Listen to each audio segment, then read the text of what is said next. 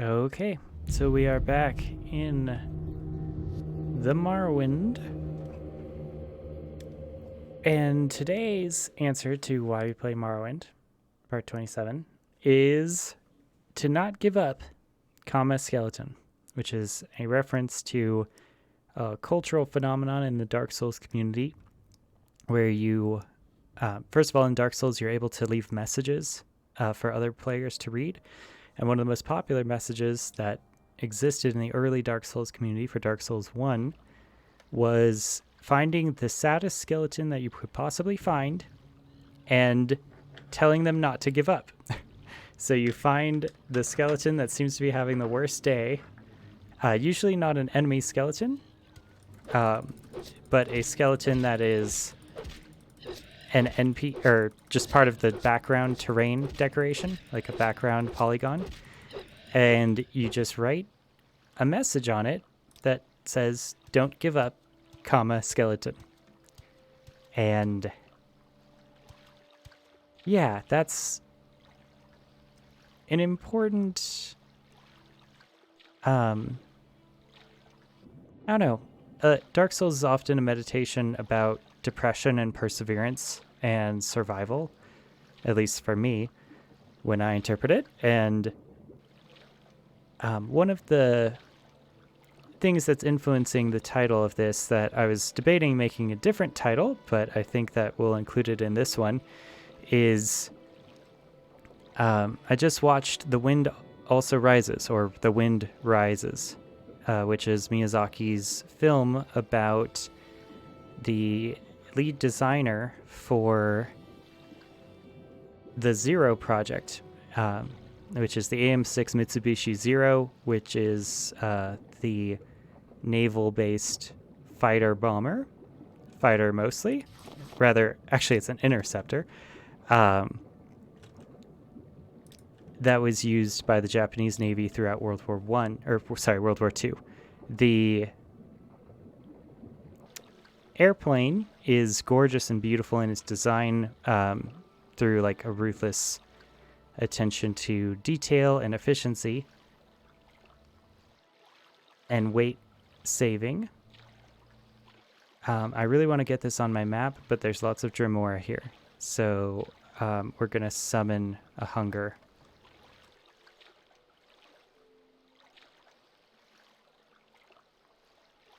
And the hunger will do our work for us. But yeah, a lot of, I guess, one of the things that's been hard about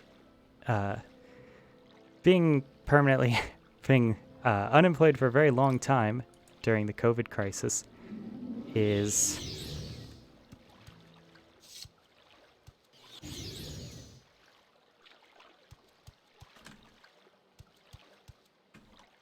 oh, this hunger is not going. Multiple Daedra here. I really wish my hunger would get involved in the fight. I suppose we should save.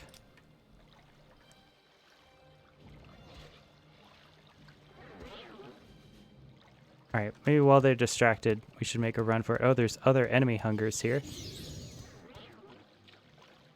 This is a giant statue of some variety.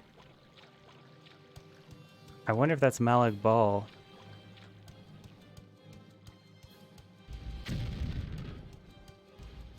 Okay, this is nothing.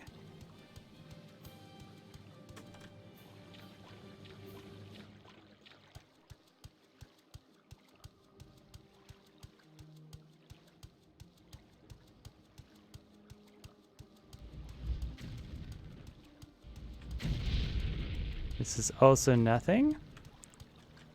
Is there anything in here? Like a door of some variety? Some secret shrine? Potentially not. Some fog. A Daedra chest. Oh, wow. The Ring of Exhaustion. Seems valuable. Fortify speed. Always useful. Especially to get away.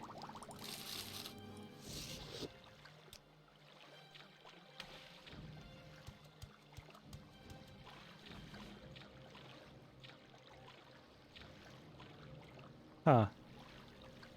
What's that ring really doing for us here? It's a drain fatigue, I see. So, yeah, what Morrowind has as its enchanted items is they're basically free spells.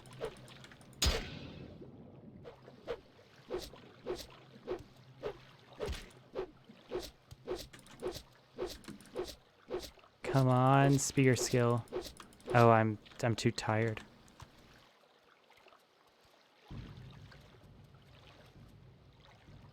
I wonder if even when we're really tired, we still have a good chance to restore health. 74%. 77. Yeah, that's one of the reasons to get your magicka skills up, is so that even when you're tired, you can still cast spells at a good rate. Oh, wow. Failed casting with 93%. That's just sad.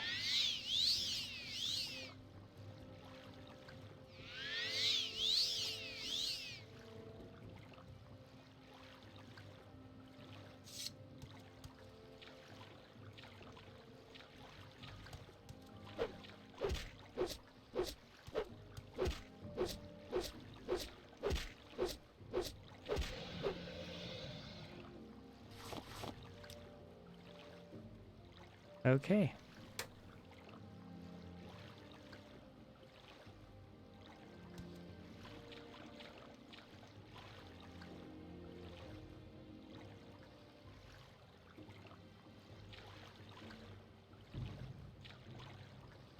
Let's rest a little bit here, just in case we need to sprint out of the water. There appears to be another Daedra shrine south of there. But yeah, I don't know, having a project that you can do helps fight against depression in lots of ways, and that's something that the Dark Souls community is extremely aware of, as evidenced by a variety of songs and fan creations, one of which is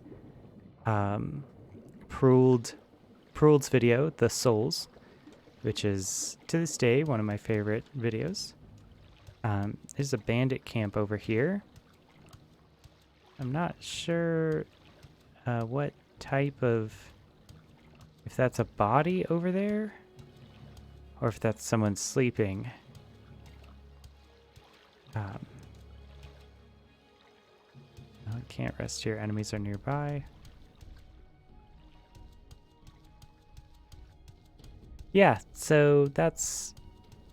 I don't know, that's one of the reasons we play Morrowind, is to give ourselves something to do to help us experience some value of progress. One of the main themes of The Wind Also Rises, the Miyazaki movie, is that, you know, the time is passing us by, so let's do the things that we can do each day that we can do them. That's, you know, its own miracle that humans can be productive. And I believe Corione is an Italian aircraft designer that speaks to, I think it's Jiro. I could be completely butchering that. But in his dreams about being an aircraft designer and the duality of wanting to make beautiful airplanes while knowing that those airplanes are going to be used for warfare, which is, you know, generally not a good thing. Oh, this is Banhammer. Wow. Fire damage on a blunt weapon. We're going to save that. I think that's just a funny joke that's put in to the game. Arlo cannot remove this corpse. And we're over encumbered. Of course we are.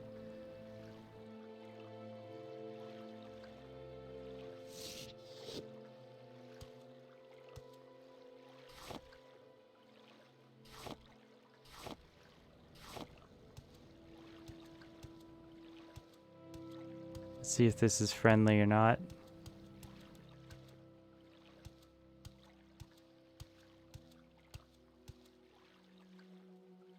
I don't know. What do you want? Oh, they're Ashlanders, probably.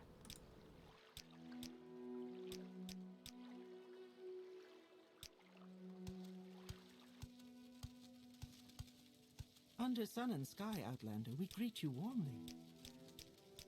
Nice.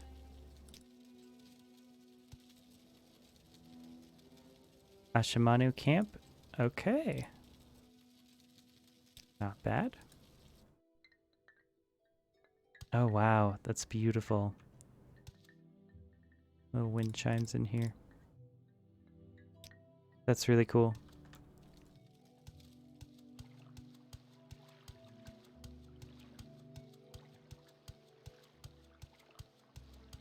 Hmm.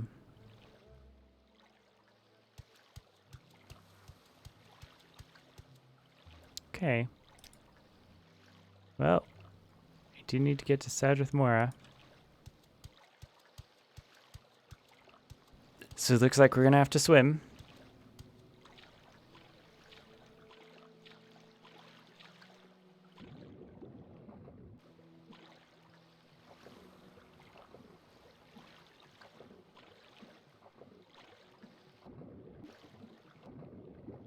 So yeah, that's like, I don't know, it's something I've been thinking about a lot, which is it's so hard for me to feel like I do or can do anything, even though I've, I don't know, done lots of things in my life by this point, doing like different jobs and, you know, I think that that's for me one of the things that video games gives is, you know, at least I can do this well. At least I can figure out this system.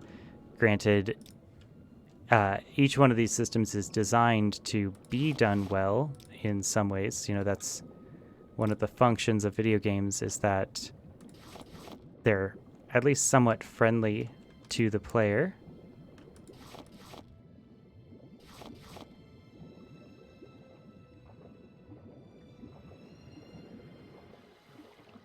Because they're designed to be played. And so that's, you know, unsurprisingly, one of the things that happens is they get played by people who are looking for a good time.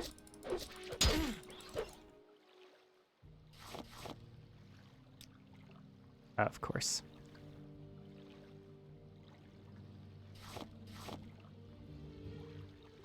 Hmm.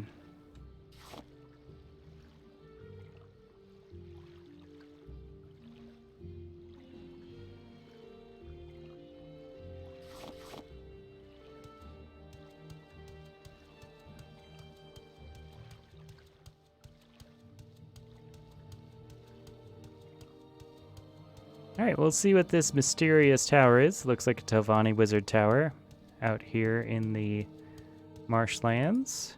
We've never been here before. So we'll see if we can sell some of our load.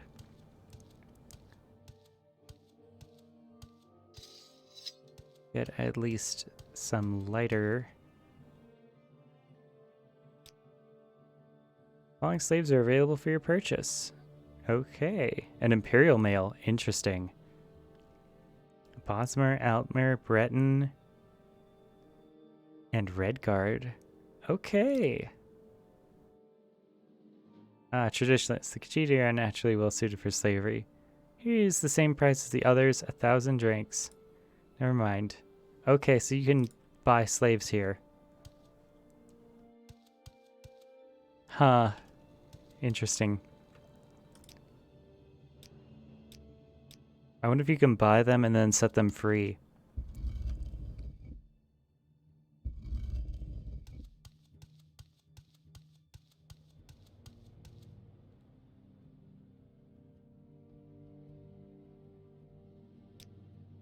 So this is apparently Tel Arun.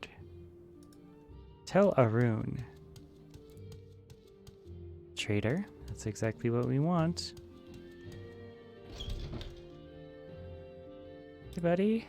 How you doing? Okay.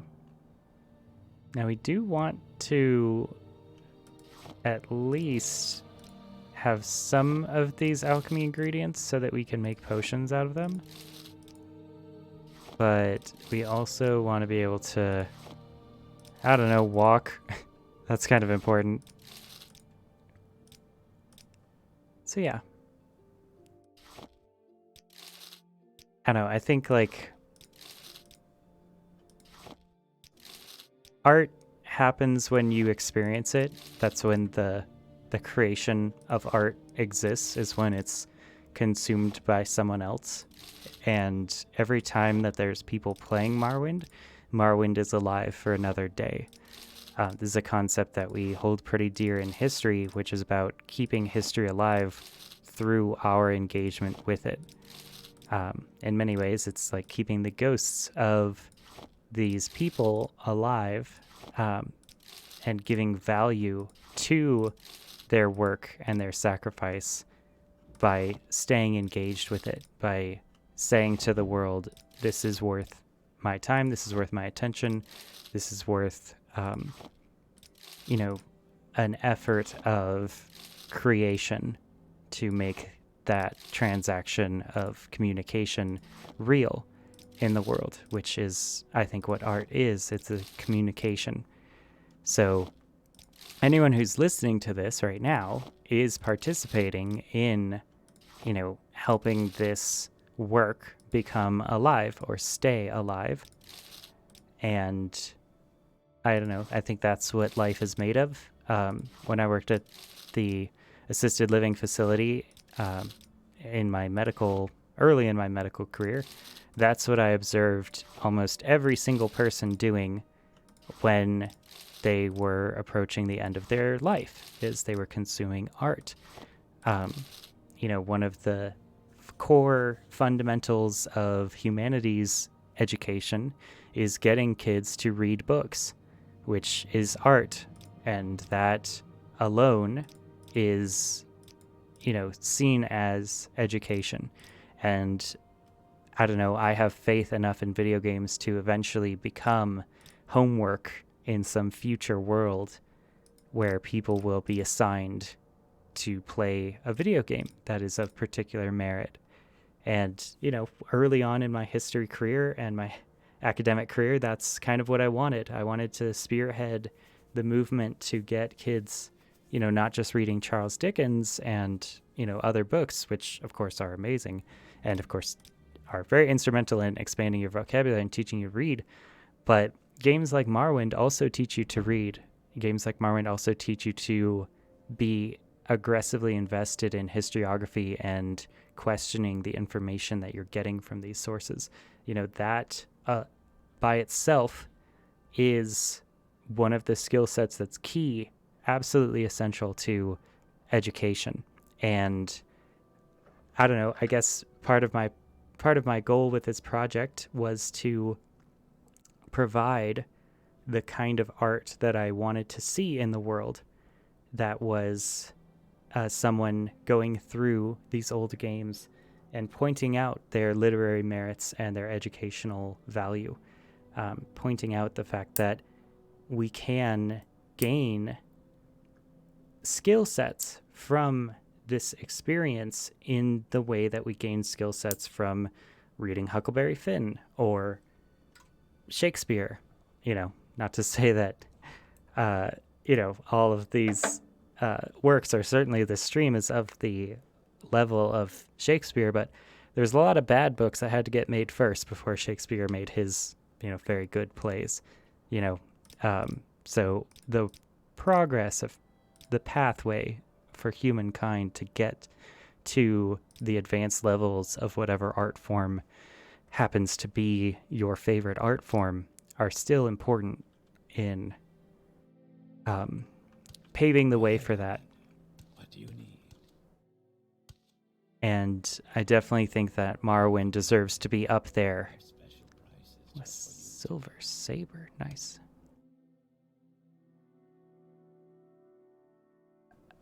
An amulet of silence, that's pretty strong.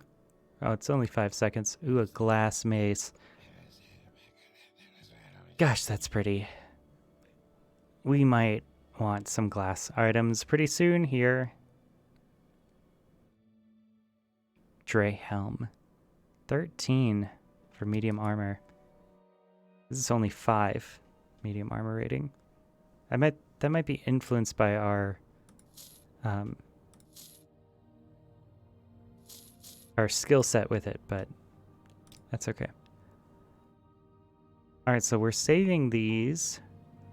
These, I'm not sure if we're saving, but we might as well. There's Banhammer, we're saving that. Firebite, we're saving that. We're saving this. I suppose? I don't know, can these stack, or does that just increase its duration? If I cast Drain Fatigue, if I cast this spell on someone multiple times, does it magnify the fatigue drained, or does it does it just refresh the 30-second timer on the same effect? You can at least sell the common stuff.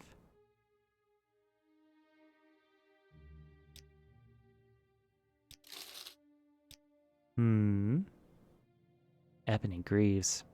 All right. There's some pretty nice stuff here.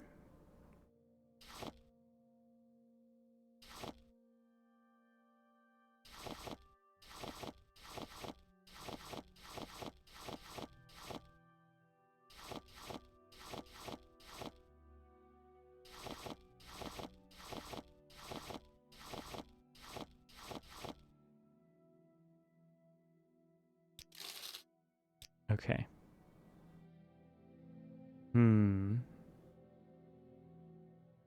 Pearls. Yeah, we're gonna sell those.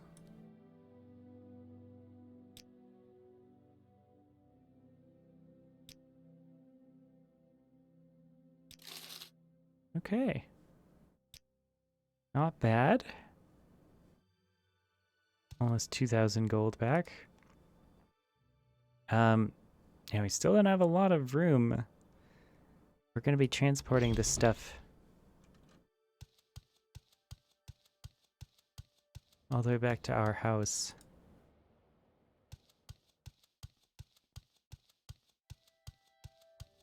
Let's just fill out this area.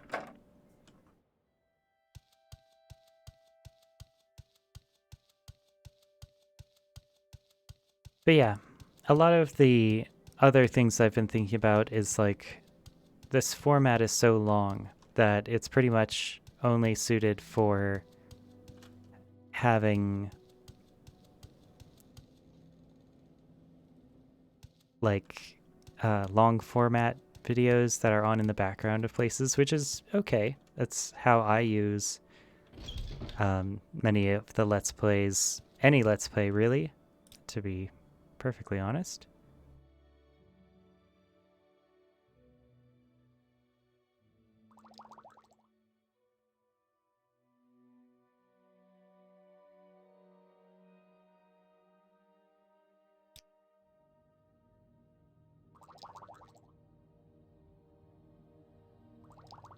So yeah, I don't know, like getting the pitch right for your art is, I think, an eternal process. And also just, I don't know, enjoying the art of others is also important. And there doesn't have to be anything more than that. Just recording something that happened that was good.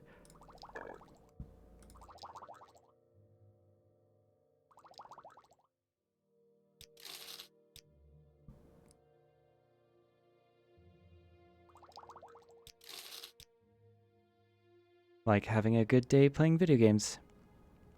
That's one of the things I liked a lot about a comment that I got for one of my videos, which was like, lore homework seems like a very cozy space to have in the world. And I don't know, I think that's what it is. It's just, it's a pastime. It's to pass the time. And I think that there's something very human in that also. Or we can just enjoy the passing of time. It's been one of the key things I've taken from studying Buddhism for a very long time. Or not very long, but like at least a little bit. About 3 years now.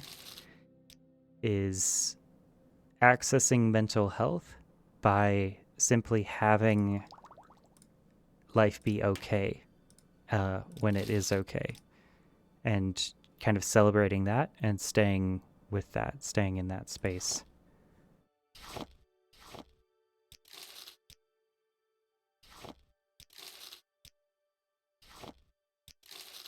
So we're doing this, we have 25, and when we sell them one at a time, it costs 1 gold. When we sell them all, it costs 12 gold. So clearly it's half a gold, and they're rounding up for us when we sell them one at a time. I don't really know how gamey this is to sell each one of them individually, but I don't know. I feel like if my character saw this and knew that this was how it worked, that's exactly what she would do as well. Get the full value of your loot.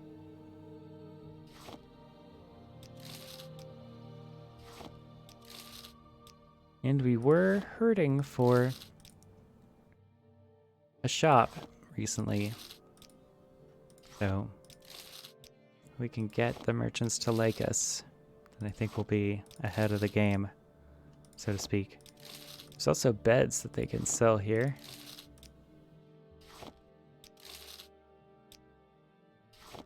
I appreciate when games have a reason to purchase a bed, like a small, well-rested buff that can last whenever your character actually does something human and sleeps in a bed at the cost of, 10 gold or so. That's another thing that Sorcerer Dave does that I really admire, which is he roleplays his character based on how tired they are, also keeping track of the phases of, I guess, like the time in the world, which is really cool.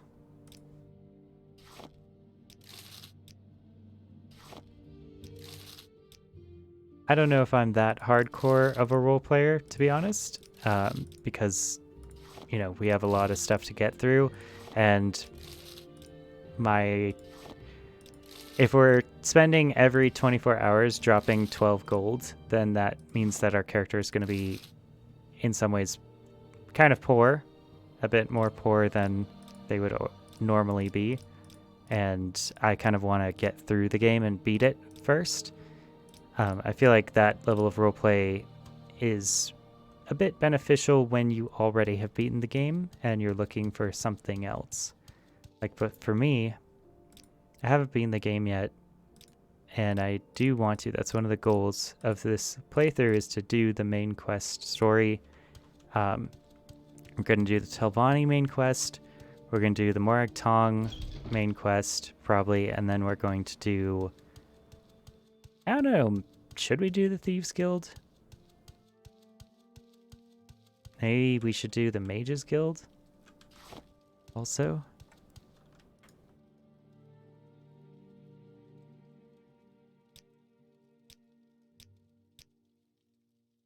I wonder if we should talk to the Telvanni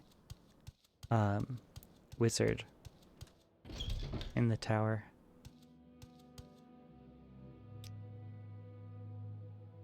Lots of potions here. Now it's by a ghoul heart. Oh, it's important. Muck, Kagudi hide. Lots of potions on display here.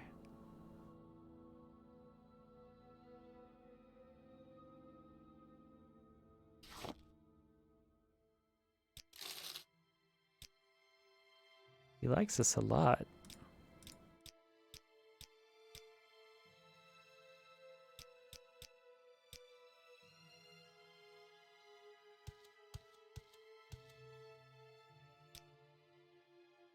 Okay, so lots of alchemists are available here. Yep. As with other towers, we can always go up. There's someone watching me. I can tell. Let's check the levitate.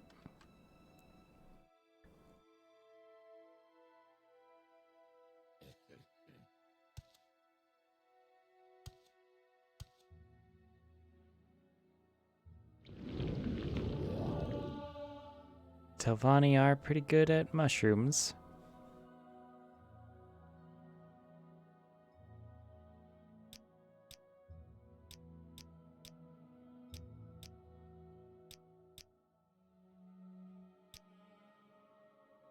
Let me tell you a little about the Blight. The Blight is a weather phenomenon associated with Varventel's colossal volcano Red Mountain, persistent within the ghost fence, that is, within the crater and on the volcano's slopes. The intermittent near the volcano.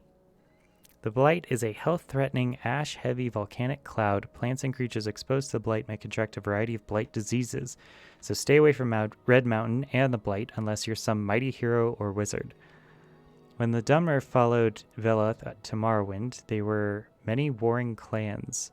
They followed Veloth, so Saint Veloth is the person that basically took a section of the Altmer, made them Chimmer, potentially, or took a section of Chimmer, and then led them to the promised land of Morrowind. No law or leader in common. One Dunmer warlord, Nerevar, had the ambition to rule all of the Dunmer. In that time, House Dwemer were great enchanters, so Nerevar went in secret to a Dwemer smith and asked for an enchanted ring that would help him.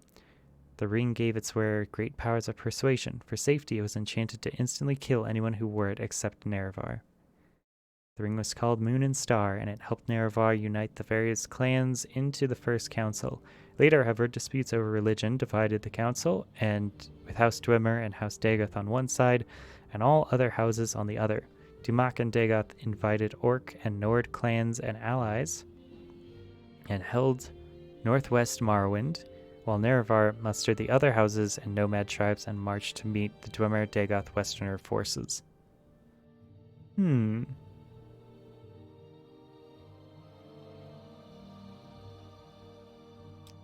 Disputes over religion divided the council, it says. The armies met at Red Mountain, a Dwemer stronghold.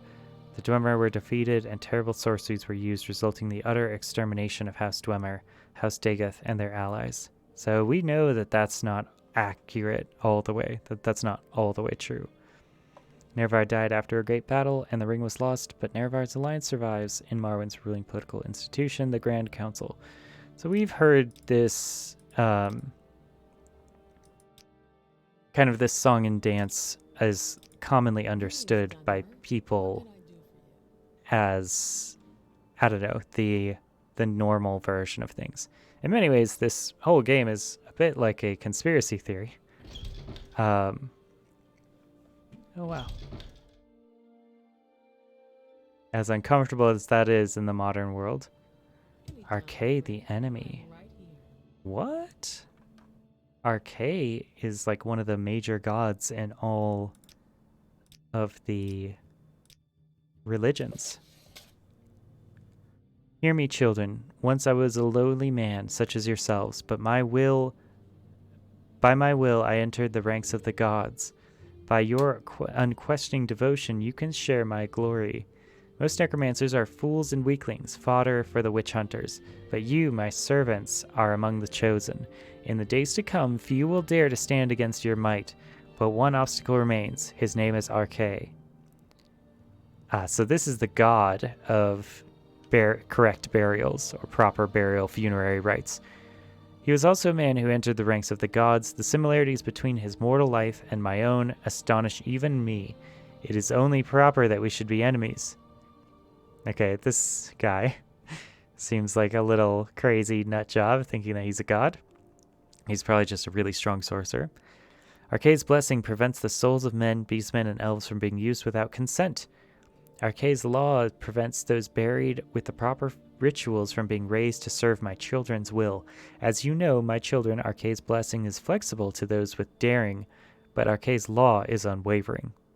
Okay, so blessing prevents elves from being used without consent, and you can manipulate that. But the law prevents those buried with the proper rituals from being raised. Okay, so there are two different spells, it appears. To the scholars, humiliate the priests of Arkay, reveal their primitive burial customs to be mere superstition, befriend kings with honeyed words and bind them to your will. Look to my children in Cyrodiil for guidance. To the priests, use your servants sparingly. Let none be seen by the living.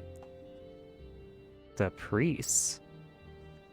Is this a temple text? I hope not. So, servants sparingly is assumed to be the dead servants. Let the memories of the undead waste away from the people. Send missionaries to the unbound dead. To the vampires and the liches. Let all the nations of dead carry my banner and my banner alone. To the hidden, wait as always in the darkness, for soon we shall strike. The temples of Arkay will be torn stone from stone. The blood of his priests will sate our thirst. Their bones will rise as our servants.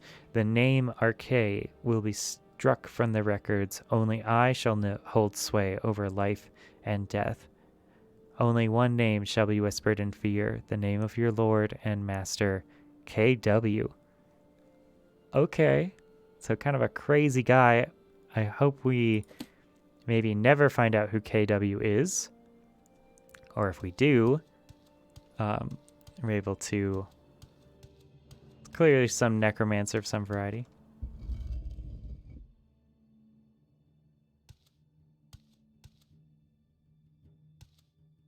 Okay.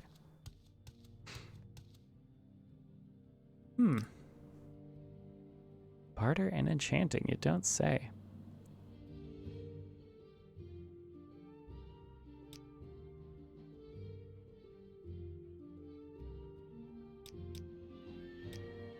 Walk with virtue, Outlander.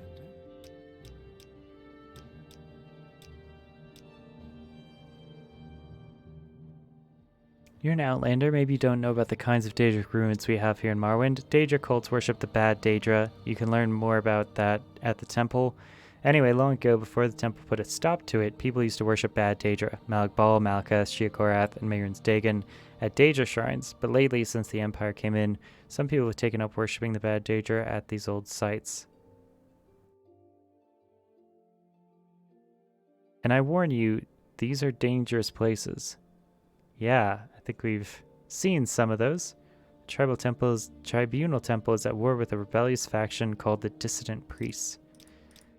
Yeah, I'm concerned that if we start working for the temple, we're going to be sent after these dissident priests. And I don't know if that's a good thing or not. Walk with virtue, Outlander. Oh, Sanguine Sureflight. So Sanguine comes up in the Dark Brotherhood quest for Oblivion. And that seems great. Look at all this. Look at this stuff. A red despair amulet. Absorb willpower. That's pretty good. Should we sell the ring that we got? This Ring of Exhaustion. To be honest, I don't really see myself using it that much, but it is a free destruction spell, and it weighs 0.1, so it's clearly useful. I might prefer the life belt. Giving up that ring at the very beginning of healing does kind of set you back. It would be kind of nice to have just a normal ring that can heal us consistently.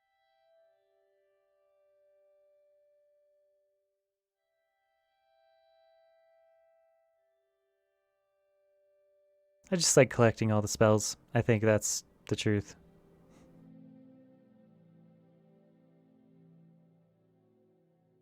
Yeah, a lot of this is running into a problem with me for is it even worth it to cast in combat?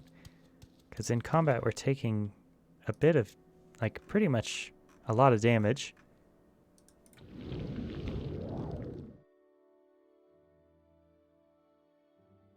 Might be nice to have something that levitates us.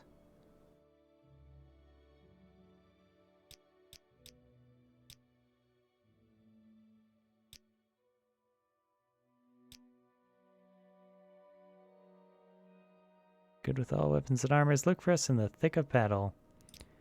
He seems to be a House Redoran mage. Wonder what he's doing here.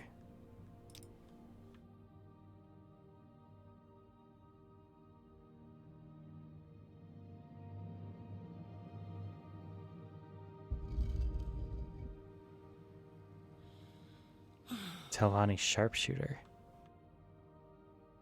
I do kind of want the Telvanni armor. I think that would be really cool.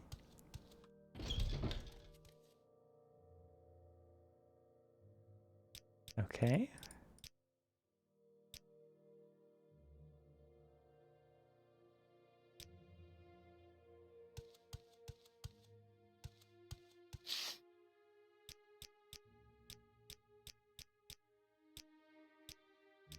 Of course. What may I do for you? There's a lot of people in these Telvanni towers. That's him, probably. Children of the Sky, Frostfall, Final Lesson. Seem like good books. Oh, wow. So 2 Dremora here. Hi.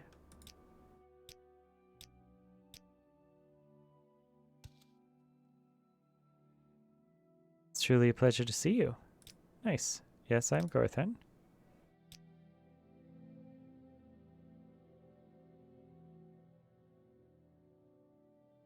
Okay, the enchanted ring called Moon and Star, or One Clan under Moon and Star, as the Ashlanders call it, was forged by the hero Nerevar by one of the Dwemer sorcerer priests Kagranak's smiths, and blessed by the Daedra Lord Azura. The ring gave Nerevar supernatural powers of persuasion and indisputable proof of identity, since any other who tried to wear the ring would be killed instantly. And so we've heard this before. Alright. I guess we don't have anything really to say to him. Our intelligence at 3. We're closing in on the time period where we're going to have to start leveling up. So Aedra and Daedra we've read before. Aedra is ancestor. Daedra is not our ancestor. Children of the Sky. Nords consider themselves to be children of the sky. They call Skyrim the throat of the world because it is where the sky exhaled on the land and formed them. They see themselves as eternal outsiders and invaders, and even when they conquer and rule other people, they feel no kinship with them. The breath and the voice are the vital essence of a Nord. When they defeat great enemies, they take their tongues as trophies. These are woven into ropes and can hold speech like an enchantment. Interesting. The power of a Nord can be articulated into a shout, like the Kai-I of an Akaviri swordsman. Okay. So we're getting lots of, before Skyrim, information about what the Nords can do, and the voice and the shout and the Fusro Da, as early back as Morrowind in 2002. When the Nords attack a city, they take no siege engines or cavalry. The tongues form a wedge in front of the gatehouse and draw in breath. When the leader lets out a Kai, the doors are blown in and the axemen rush into the city.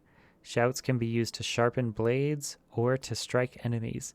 A common effect is the shout that knocks an enemy back, so that's Fusro Da, or the power of command.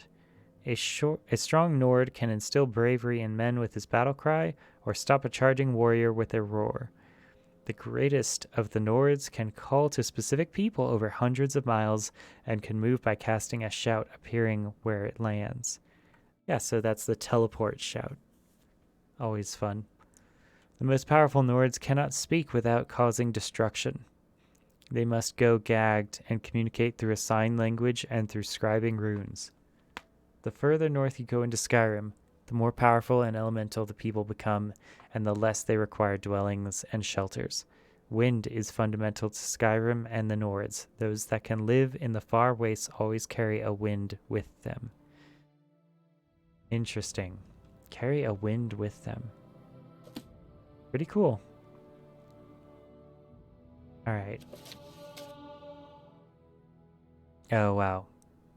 Alright, so this... Shoot. We shouldn't read that one.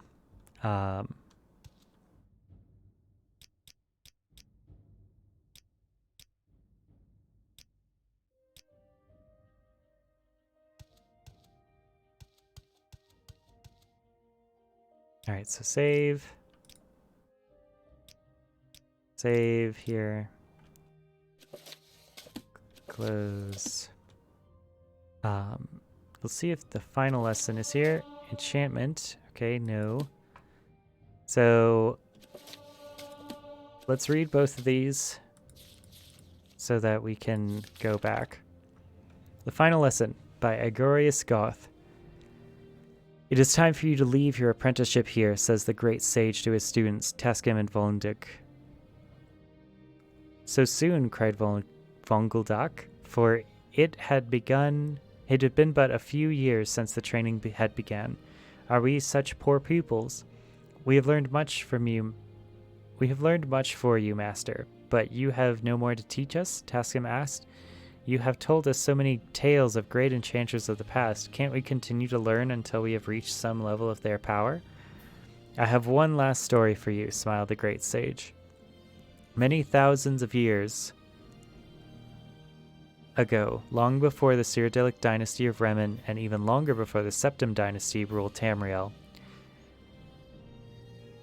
and before there was a mages guild, and when the land called Morrowind was known as Restan, and the land of elsewhere was called Aniquina and Pelatine, and the only law of the land was the cruel ways of the Elysian doctrines of Markuf, there lived a hermetic enchanter named Dalak, who had two apprentices, Uthrak and Lorith.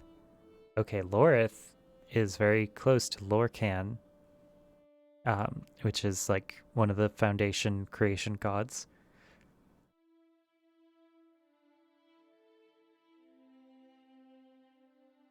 Uthrak and Lorketh were remarkable students, both equally assiduous in their learning, the pride of their master. Both excelled at the arts of the cauldron and mirror castings, the infusion of spiritus and tumundus, and the weaving of air and fire. Dalak was very fond of his boys and they of him. On a springtide morn, Dalak received a message from another enchanter named Pelioth, who lived deep in the forests of the Clovian heartland. You must remember that in the dark days of the First Era, mages were solitary practitioners, with the only organized consortium being the Sigics of Artaeum. Away from that island, mages seldom saw one another and even more rarely corresponded. Thus, when Dalarak received Peliothil's letter, he gave it his great attention. Peliothil was greatly aged, and he had found the peace of his isolation threatened by the Elysian reform. He feared for his life, knowing that the fanatical priests and their warriors were close at hand. Dalek brought his students to him. It will be an arduous and perilous journey to the Clovian estates, one that I would fear partaking even in my youth, Dalek said. My heart trembles to send you two forth to Pelithio's cave, but I know that he is a great and benevolent enchanter, and his light must continue to burn in the heart of the continent if we are to survive these dark nights. Uthrak and Lorith pled with their teacher not to order them to go to Pelithil. It was not the priests and the warriors of the Elysian reform that they feared, but they knew their master was aged and infirm, and he could not protect himself if the reform moved further westward. Finally, he relented and allowed that one would stay with him and the other would journey forth into the Colovian Estates. So we go to the Colovian Estates in Oblivion. This is like in central Cyrodiil. It's very interesting that they keep referencing the Elysian reforms as if we were supposed to know what those are, but we don't. So maybe we can learn more about it in Oblivion when we play Oblivion. All right. And they knew their master was aged and infirm and could not protect himself if the reform moved further westward. Finally, he relented and allowed that one would stay with him and the other would journey forth into the Colovian Estates. He would let them decide which of them would go. The lads debated and discussed, fought and compromised, and at last elected to let fate make the choice. They threw lots, and Lorith came up short. He left early the next morning, miserable and filled with fear. For a month and a day he trampled through the forest into the midst of the Colovian Estates. Through some planning, some skill, and much assistance for sympathetic peasants, he managed to avoid the ever-tightening circle of the Elysian reform by crossing through unclaimed mountain passes and hidden bogs. When at last he found the dark caverns where Dalak had told him to search for Paleothil, it was still many hours before he could find the enchanter's lair. No one appeared to be there. Loris searched through the laboratory of ancient tomes, cauldrons, and crystalline flutes, herbs kept alive by the glow of mystic circles, strange liquids and gases caught in the transparent membranes. At last he found Paleothil, or so he presumed. The desiccated shell on the floor of the study, clutching tools of enchantment, scarcely seemed human. Jeez, this is horrible. Lorith decided that he could do nothing further for the mage and began at once the journey back to his true master Dalak and his friend Ulthak. The armies of the reform had moved quickly since he passed. After more than one close near encounter, the young enchanter realized that he was trapped on all sides. The only retreat that was possible was back in the caves of Paleothil. The first thing to be done, Lorith saw, was to find a means to keep the army from finding the laboratory. That he found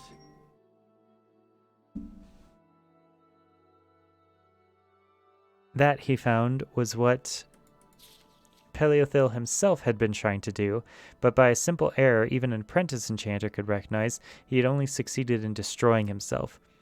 Lorith was able to take what he had learned from Dalek and apply it to Paleothil's enchantments quite successfully. The laboratory was never found or even detected by the reform. Much time passed. In the 480th year of the First Era, the great Adian Draenei won many battles against the Elysian horde, and many passages and routes that had once been closed were now open. Lorith, now no longer young, was able to return to Dalak. When at last he found his way to his master's old hovel, he saw candles of mourning lit in all the trees surrounding. Even before he knocked on the door and met his old fellow student, Ulthrak, Lorith knew that Dalek had died. "It was only a few months ago," said Ulrak after embracing his friend.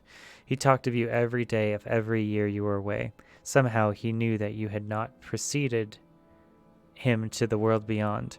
He told me that you would come back." The gray-haired men sat before the fire and reminisced of the old days. The sad truth was that they both discovered how different they had become. Aw, wow. Ulthrak spoke of carrying on the master's work, while Lorith described his new discoveries. They left one another that day, each shaking his head, destined to never see one another again. In the years ahead, before they left the mortal world to join their great teacher Dalak, they both achieved their desires.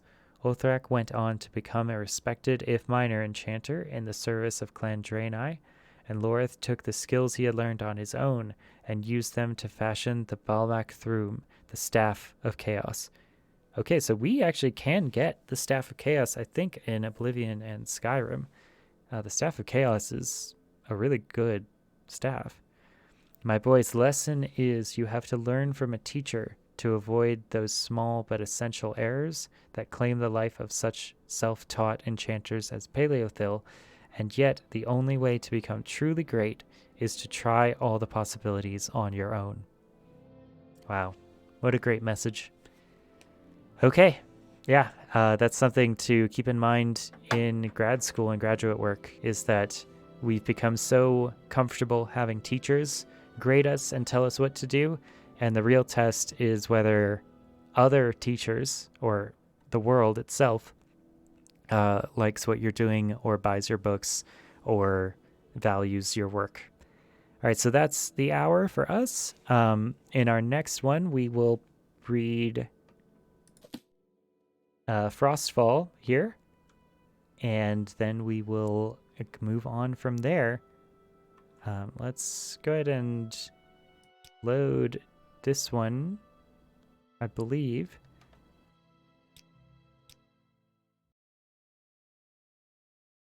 Yeah, so that we don't force ourselves to level up too early.